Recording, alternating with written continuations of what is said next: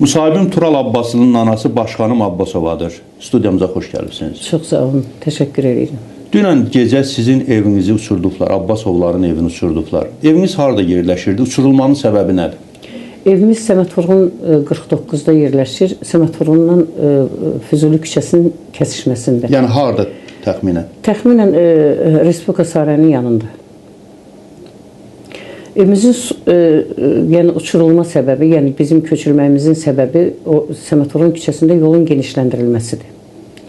Ümumiyyətlə, sivil devlətlərdə elə bilirəm bizdə də qayda qanun var ki, evi köçürməmişdən 3 il əvvəl xəbərdarlıq olmalıdır.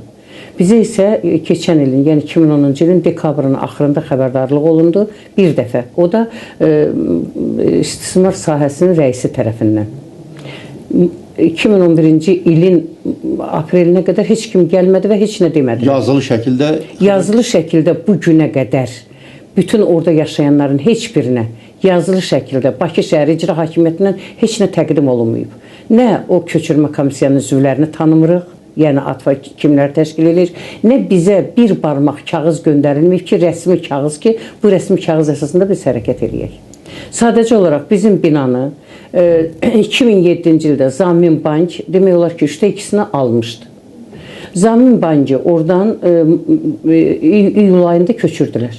Zamin Bankda köçən zaman bütün pəncərə qapılarını çıxardıb apardı.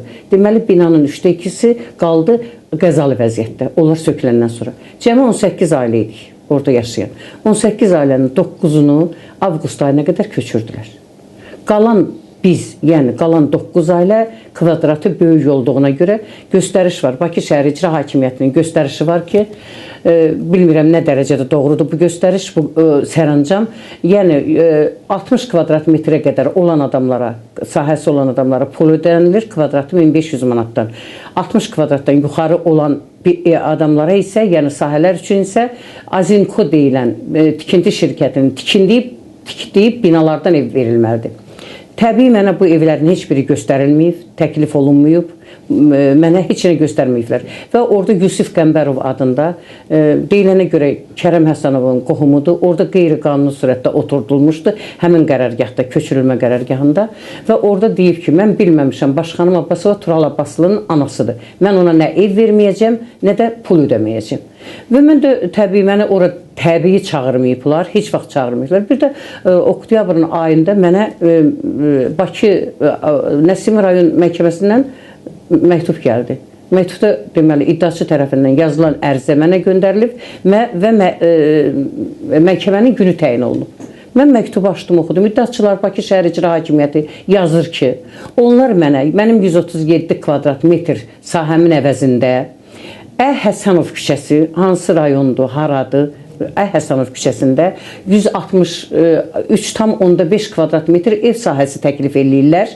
Mən bunu götürmürəm və mən bazar qiymətindən çox artıq qiymət onlardan tələb eləyirəm.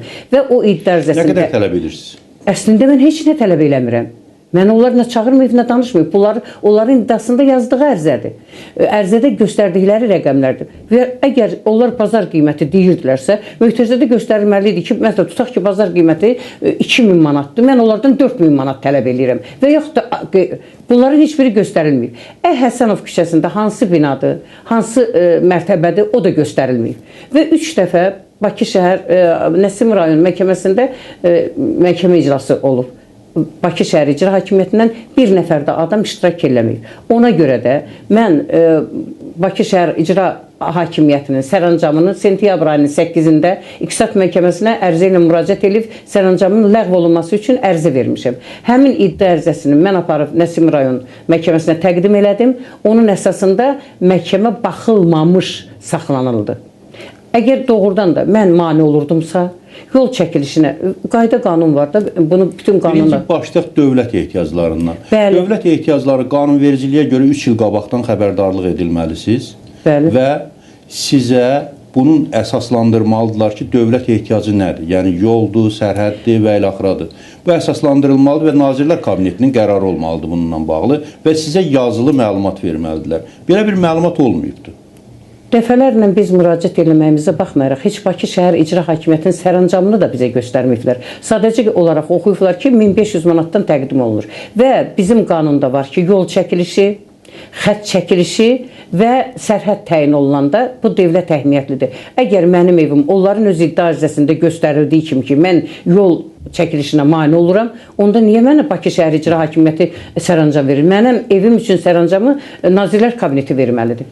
Maraqlı cəhət, geri qayıdaq bir balaca, dünən axşama qayıdaq. Dünən axşam necə oldu ki, sizin evinizi uçurdular? Uçurdular da təmiz. Təmiz uçuruqlar. Saat 4-ə qədər yerlə yeksandır. Deməli, dünən saat 6-da... Köçmüşdünüz evdə? Mən sadəcə olaraq qonşuluqda, hələ mənə deməli, onlar ayın 11-də hesabıma pul köçürüblər. Mən 3 ailə üçün ev almalıyam.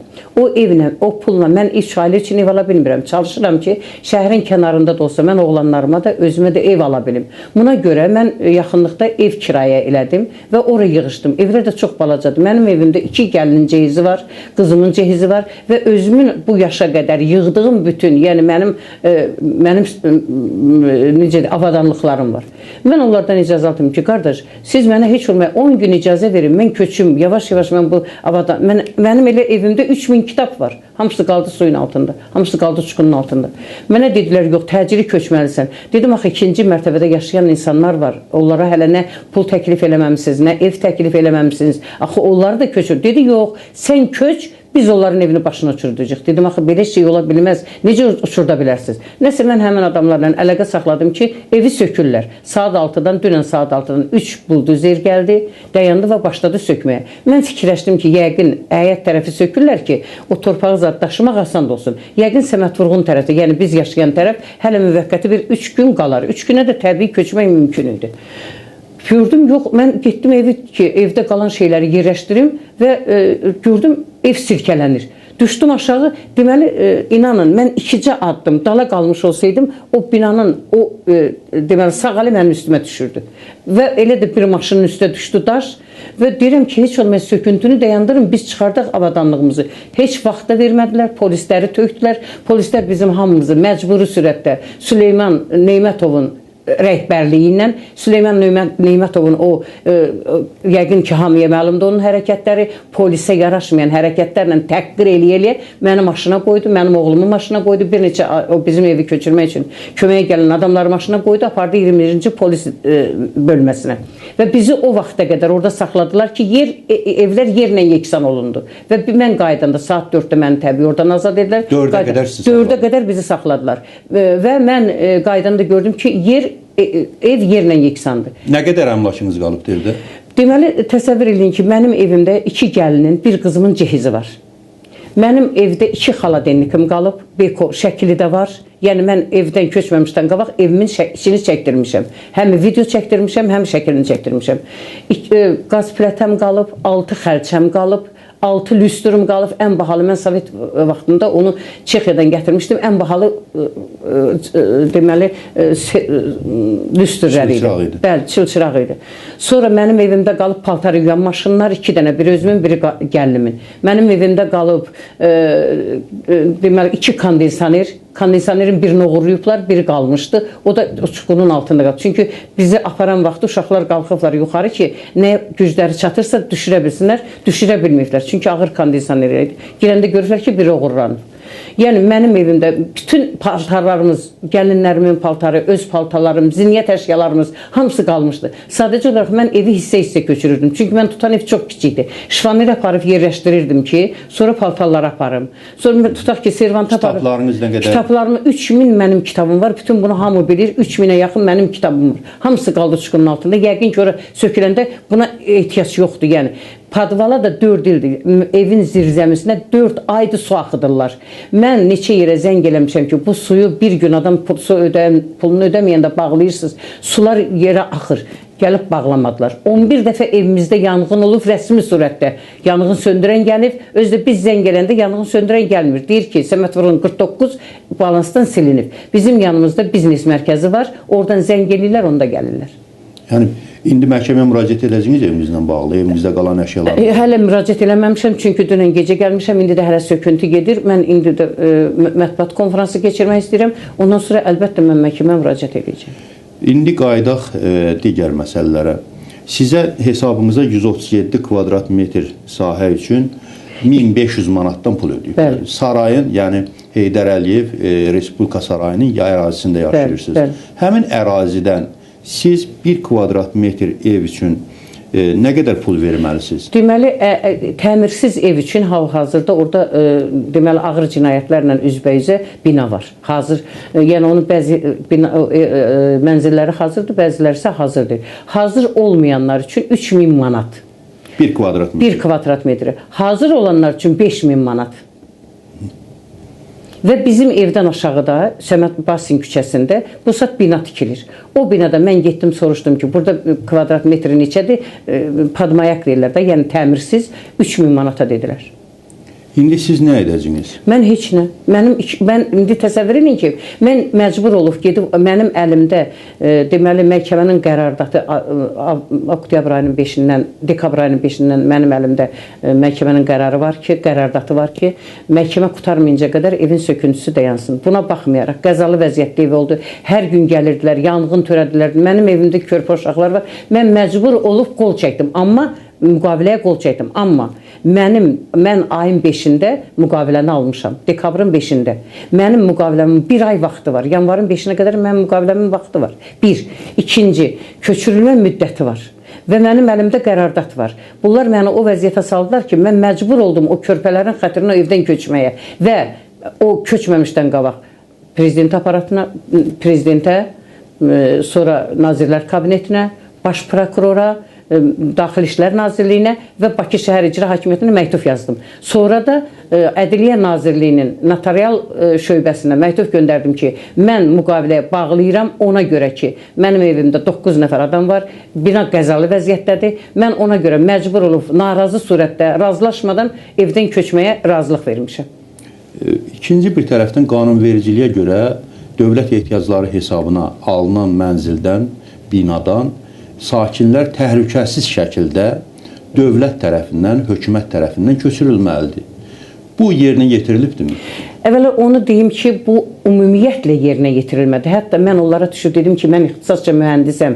Çox xahiş edirəm, qoyun bu binadan hamı köçüb getsin, sonra siz köçürdün, bu binaları sökün. Deməli, kim köçürdüsə, həmin dəqiqə o binanın, yəni o bina 1867-ci ildə tikilib, çox gözəl orada tirləri var, pol taxtaları var, ən azı döşəmə taxtası 7-likdir. Mən mühəndis olduğuma görə bunları bilirəm. Onların hamısını köçürdülər, həyətdə elə kubunu 100 manatdan satırdılar. O tirlərin birini 30 manatdan, 35 manatdan satırlar. İndi də bax bu saat sökülür, fəhlələrə töküblər, onları yığdırıb maşın satırlar. Heç belə, mən dedim axı bu bina qədimi binadır, bilmək olmaz bunun özülü necədir.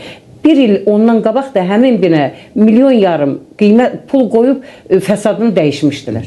Sizin indi dediniz ki, harası köçürmək istəyirlər də Azinkonun binalarını. Bəli. O binalar harada yerləşir təxminən? Qonşular köçübdür yəni? Yox, qonşular, iki nəfər qonşu köçüb, Ayanisin yanında, yəni Patandardan yolundadır.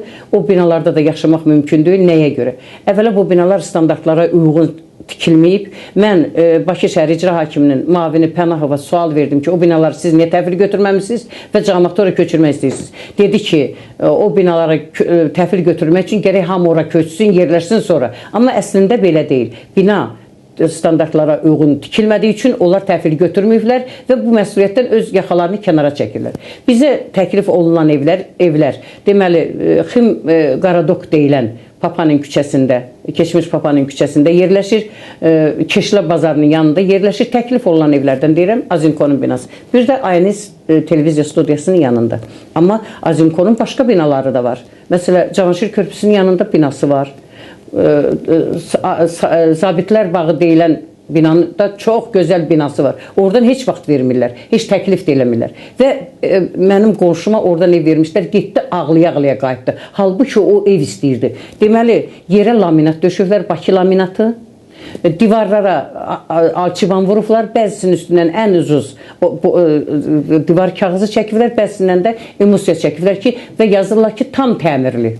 Yəni Sovet dövründə olduğu kimi evlərə köçəndən sonra yenidən təmir elətdirildi. Bəli, Sovet dövründə heç olmaya parket vururdular. Düzdür, müəyyən müddətdən sonra aralanır deyilir. Burada parket zad yoxdur. Yəni bir o Almaniyanın zadını vursalar laminatını, onlar biraz keyfiyyətlidir yəni. Bakı özdə qapqara rəngində. Evə girir, adam boğulur. Özdə təklif elədikləri evlərin hamısı axırıncı bloklarda divar, yəni o divar, çöl divarına. Yəni satılmayan evlərdə. Yəni satılmayan. Əgər orta blokdan əgər ev istəyirdinsə, deməli mən bir neçə adamlardan eşitmişəm ki, rüşvət istəyirmiş ki, Yusif Qəmbərov, verin 5000 manat, mən sizə orta blokdan verib. Orta blokdan verəsiz. Yəni bunu mən tək demirəm, qəzetlərdə yazılıb. Həmin binalarda dövlət komissiyası tərəfindən təhvil götürülməyibdir. Yəni təhlükəsizliklə bağlı. Siz onu əlaqə saxlayıb Bakı İcra Hakimiyyətindən də soruşa bilərsiniz və Pənahov məni qəbul edib və məni çox yaxşı tanıyır. Mən ona dedim, yoldaş Pənahov, mən ixtisasca mühəndisəm, mən bu sahəni çox gözəl bilirəm. Siz bu aldatmanı başqaları üçün eləyin, məni aldada bilməzsiniz. Yəni dövlətdə təhlükəsizliklə bağlı Fövqəladə Hallar Nazirliyi rəy verməyib. Bəli, rəy verməyib. Ona görə də binaların heç bir təhvil yaşayış üçün, ilkin yaşayış üçün şərait, qaz, işıq, yəni qaz ümumiyyətlə yoxdur. Qaz ümumiyyətlə yoxdur. Elektrik enerjisindən istifadə edir. İndi köçən qonşuların da hamısı elektrik enerjisindən istifadə edirlər. Elektrik enerjisi. Mən bir şey də deyim, çox üzr istəyirəm. Ayın 9-da mən Bakı Şəhər İcra Hakimiyyətinin başçısı Hacıbala Abutalıbovla görüşdüm. O mənə dedi ki, 1500-dən art dedim, axı qiymət yoxdur. Elə də Bakının harasında söküntü getsə bu qiymət. Dedim, axı bu qiyməti sizin nə ixtiyarınız var? Hansı ixtiyarla bu qiymətə qoymusunuz? Dedim, mən bu qiymətə qoymamışam. Bu qiymətə qoyub Əmlak Komitəsindən Maliyyə Nazirliyi. Əslində Əmlak Komitəsindən Maliyyə Nazirliyinin də ixtiyarı yoxdur. Dövlət mülkiyyətini qiymətləndirməyə. Bunun üçün Nazirlər Kabineti var. Nazirlər Kabineti komissiya eləməlidir. Və mənim evim birbaşa yola düşdüyünə görə, yəni onların məni Nəsimi rayonuna verdiyi iddia ərizəsində yazıblar ki, yolun çəkilişinə mane oluram. Əgər yolun çəkilişsə, qoy mən Nazirlər Kabineti göstəriş versin. Yəni dövlət ehtiyacları üçün götürülən evlərə komissiya, yaradılmış komissiya, müxtəlif qurumların iştirakı ilə yaradılmış komissiya orta bazar qiymətinə uyğun qiymət qoymalıdır hər kvadrat metr üçün. Qanunvericilikdə bu təsbit olunub. Mən bir şey də icazə verin, qeyd edeyim ki, bu günə qədər biz 2 nəfər komissiya üzvü tanıyırıq. Biri Zülfəli İsmailov, biri də Eldar Yusifov. Kimdir onlar? Deməli, Zülfəli İsmailov katibliyin rəisidir. Bakı Şəhər İcra Hakimiyyətində Maliyyə şöbəsinin müdiridir, bəlkə də düz demirəm, Eldar Yusifovdur. Ondan başqa biz bir komissiya, o Eldar Yusifovdur, mən tapmışam, mən tanımışam və o da heç görsənmirdi. Görsənən bir Zülfəli İsmailovdur, bir də qeyri-qanunu oturdulmuş, o yobudluq eləməklə, cəmaatı təhqir eləməklə, cəmaata acı söz deməklə oturan Yusif Qəmbərovdur. Yusif Qəmbərovdur. Son sualım Tural Abbaslı ilə bağlıdır. Tural Abbaslı həbsdədir, 2 aprel mitinqindən sonra o həbs edilibdir. Siz onun anasısınız. Bunun həbsi, yəni belə bir qarma-qarışıqlıq məqamında aliyə necə təsir edir? Ümumiyyətlə əlaqələriniz necədir? O necə özünü hiss edir? Mən arzu edirəm, mən Turaldan, oğuldan əlavə həm də mən əqidədaşam. Mən Turalla fəxr edirəm bir vətəndaş olaraq. Bu bir. İkinci, Turalın tutulmasının mənim elə bil ki, mənim bir dayaq nöqtəmin məndən müəyyən müddətdə uzaqlaşdırılmasıdır. Bizim ailəyə əlbəttə həm mənəvi cəhətdən, həm maddi cəhətdən çox böyük ziyanlar dəyir və mənim ailəmin, Turalın deməli anası olduğum üçün, qardaşları Turalın qardaşı olduğu üçün, bacım Turalın xalası olduğu üçün, bacım işdən azad edilib, oğlum işdən azad edilib, oğlanlarım işdən azad edilib. Bu saat hazırda mənim evimə qazanc gətirən heç bir adam yoxdur məndən başqa. Tural özünü necə hiss edir? Səhhəti necədir? Arzu eləyirəm ki, Turalda olan o ruh yüksəkliyi, o həyat sevərlik, o inqilabçı ruh bizlərdə olsun. Yəni o, baxmayaraq ki, həbsdədir, baxmayaraq ki, mən demərəm, o yaşayış şərəfindən də razıdır, rəftar da ona qarşı çox yaxşıdır, ona və onunla bərabər tutulanların hamısının rəftarı yaxşıdır və ayın 16-sında Turalın deməli, apellyasiya məhkəməsində axırıncı məhkəməsi oldu. Orada da həmin birinci instansiya məhkəməsinin verdiyi qərar saxlanıldı. Sualım bundan ibarətdir ki, son sualım, beynəlxalq təşkilatların və yerli hüquq müdafiə təşkilatlarının Turalın müdafiəsi ilə bağlı apardığı işi necə qiymətləndirirsiniz? Bir ailə kimi sizə necə təsir göstərir? Əvvəla, hər bir kəsə hər bir kəsə çox sağ ol deyirəm. Lap az da olsa, əgər maraqlanırlarsa, bizim ailəmizə baş çəkirlərsə, beynəlxalq aləmdə Tural haqqında yazılar gedirsə və hüquq müdafiəçiləri Navella Cəfəroğlu, Leyla Yunis, Səidə Qocamanlı, yəni Saadət Bələniyarlı, mən bütün, hətta Elçin Beyputov, mən bunların hamısına təşəkkür edirəm. Mən nə vaxt zəng eləmişəmsə, nə vaxt onlardan kömək istəmişəmsə, heç vaxt köməklərini əsirgəməyib və Turan agentliyinə, Rahatiyə, 24 saat, indi bilmirəm adı nədir deyirlər, dəyişirlər, 24 saata çox böyük minnətdarlıq eləyirəm ki, onlar həmişə mənə dayaq olublar. Gecə saat 1-də də zəng eləmişəm, gəliblər. Ən çox da Şəhvələt Çobanoğluya, o mənim çox böyük dayağım olub.